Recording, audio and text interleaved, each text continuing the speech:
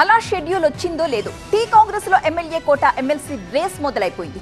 సామాజిక వర్గాల వారీగా టికెట్ ఫైట్ స్టార్ట్ చేశారు. జనాభాకి తగినట్టుగా బీసీలకు ప్రాధాన్యత ఇవ్వాలని ఒకరంటుంటే రెడ్డి లీడర్సే టార్గెట్ గా మరొకరు చెలరేగిపోతున్నారు. ఇందుకే ఎమ్మెల్యే కోట ఎమ్మెల్సీ ఎన్నికల్లో కాంగ్రెస్ కి దక్కే సీట్లన్నీ ఏ సామాజిక వర్గానికి ఎన్ని దక్కబోతున్నాయి? తెలంగాణలో ఎమ్మెల్యే కోట ఎమ్మెల్సీ ఎన్నికలకు నగారా మోగింది.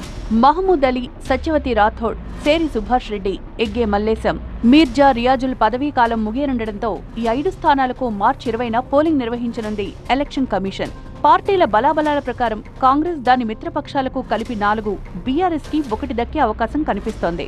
ఎమ్మెల్యే కోట ఎమ్మెల్సీ సీటు కోసం కాంగ్రెస్ లో ఊహించని పోటీ కనబడుతోంది.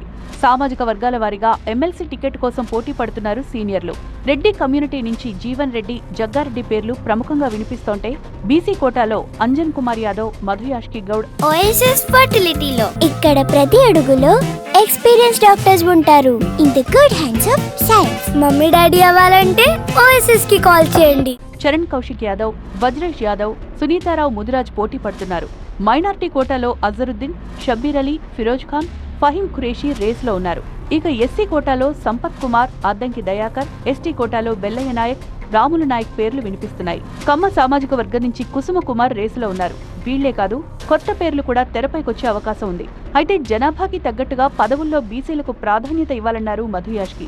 ఇక రెడ్డి లీడర్స్ టార్గెట్ గా సంచలన కామెంట్స్ చేశారు అంజన్ కుమార్ యాదవ్. తనకు పదవులు దక్కకుండా అడ్డుకుంటున్నారని ఆరోపించారు. ఇక బీఆర్ఎస్ కు ఒక ఎమ్మెల్సీ స్థానం దక్కనుంది.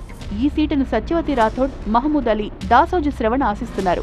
బీఆర్ఎస్ అధినేత కేసీఆర్ టంకసాల అశోక్ పేరును పరిశీలిస్తున్నట్టు తెలుస్తోంది. తెలంగాణ పెద్దల సభలో మొత్తం సభ్యుల సంఖ్య 40. ఇందులో 34 మంది ఎలక్టెడ్ కాగా 6 మాత్రం గవర్నర్ నామినేటెడ్ మెంబర్స్. ప్రస్తుతం మండలిలో విపక్ష బీఆర్ఎస్ దే పైచేయిగా ఉంది. బీఆర్ఎస్ కి 21 మంది సభ్యుల బలముంది. ఇక అధికార కాంగ్రెస్ కి మిత్రపక్షం టీజేఎస్ తో కలిపి 14 మంది ఉన్నారు.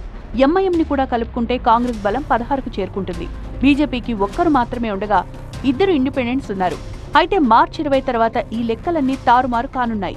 కాంగ్రెస్ మిత్రపక్షాల బలం 20కి చేరనుంది.